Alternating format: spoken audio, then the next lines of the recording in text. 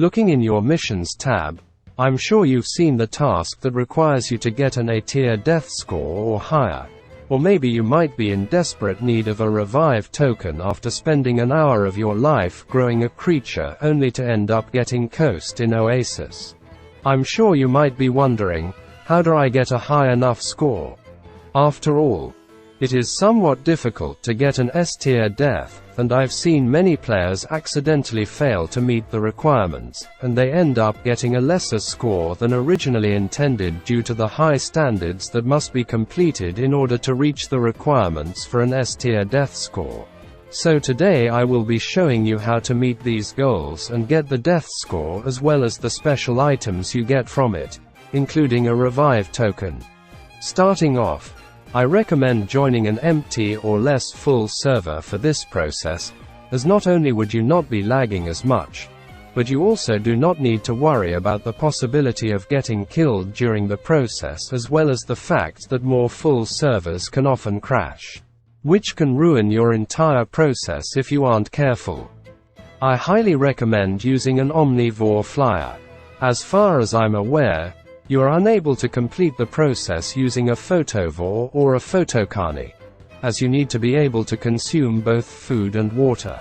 You cannot drink as much water as needed as a herbivore due to not being able to eat rotten meat, and you can do this process with a carnivore. However, it is harder to get food and it will take much longer, so using an omnivore is going to be your best bet. Second, I would recommend using a creature that has a growth time of around 30 minutes. Why, you might ask? Well, in order to get an S-tier death, you need to have been online for about an hour or so, and to be safe, by already growing to 100, not only will you be able to defend yourself better if needed, but you also already guarantee 30 minutes of that hour. I normally go AFK during this process. The creatures that I personally recommend for this would be Nyxosolix or Phyremia, as these are the only creatures I have gotten an S-tier death with this method so far. However, you can also use the creatures listed here, as they fall into the requirements needed. Once you select your creature, it is a must that you set the creature's gender to male, as the food storage plot only created by male creatures is essential to this process. Since I will be waiting for my creature to fully grow before I start the process, it's good to find a sheltered place with food and water to wait in. My personal pick is either Flower Cave or Volcano.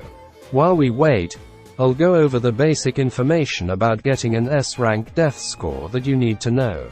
First of all, you need to be online for a total of about an hour, if not more. From the start of me spawning in, this entire process took about an hour and 20 minutes to record. So be prepared to dump some time into this if you plan on farming. I have heard that you can log while traveling as well as growing your creature, as it saves your progress, but you cannot log or close the game while doing the food portion, as it will reset. Personally, I would not log whatsoever during the process, just in the rare case for some reason your progress doesn't save. Better to be safe than sorry. While waiting for your creature to grow, like I mentioned before, I was semi-AFK here. But you should still be keeping a close eye on both your health and your hunger and thirst. I do not count the food and water I consume while growing my creature, as I want to be able to keep track, and it's just generally better to wait until you can create a food storage to start the process. Make sure to keep an eye on your surroundings though. You do not want to get killed during the process. Anyways, you need at least an hour of being online, 100k studs traveled, as well as at least 300 food and 300 water consumed in a single session of playing. I actually got a bit unlucky here with my Nyxosolix being a glimmer, considering it needs to end up dying at the end, but whatever, lol. Now that your creature is fully grown, you can start the traveling portion of the process. This is where being a flyer/glider comes in handy. Completing a circle around the very edge of the map is about a total of 20k studs, so you will need to circle a total of 5 times around the edge of the map. Be very mindful about how visible you are, as other flyers could see you and decide they want to try and kill you. And also keep in mind your hunger and thirst, as well as the weather conditions. As you can see, because of the fact I was flying during winter, I was much slower and had to take a moment to be sheltered, so I wouldn't take damage. Keeping an eye on your health at all times is very important.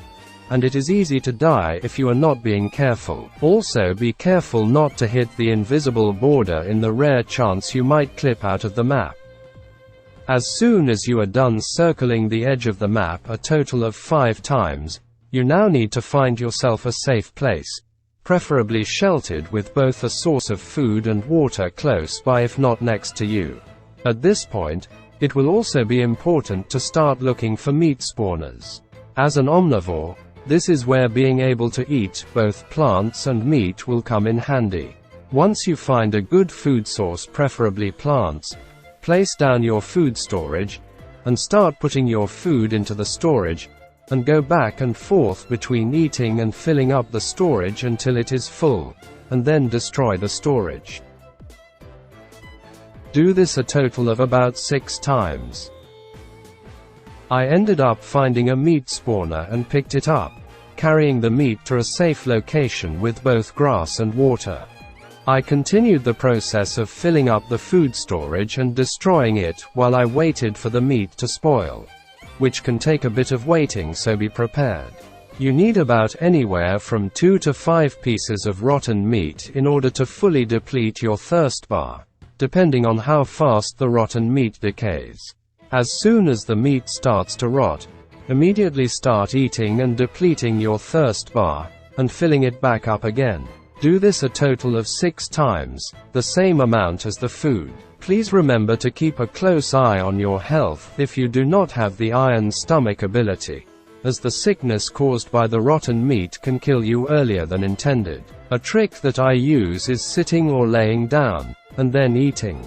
You regain stamina and are able to eat, while also slowly getting rid of the sickness. It doesn't make that much of a difference, but it does help to lessen the amount of total damage you end up taking, as the sickness takes longer to stack up.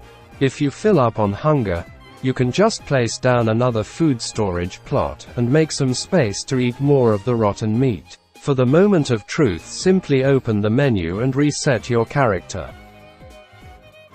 As you can see, I managed to get an S-rank death score as well as a bonus of a revive token, partial growth token, 2 appearance change tokens, as well as a bonus 50 mush. Despite the fact the in-game time only showed 52 minutes, it was indeed longer than that, so please keep that in mind. So to recap, in order to get the death score, you must spend at least an hour of time in-game, travel 100k studs, and eat a minimum of 300 food, and 300 water. Once you farm this method, you will be able to get an abundance of S-tier death scores and revive tokens in no time. Thank you for watching, and if you would like any more tutorials for creatures of Sonaria, make sure to ask me in the comments, as I will try to help the best that I can. Please also consider subscribing, as it helps a lot. Have a good day.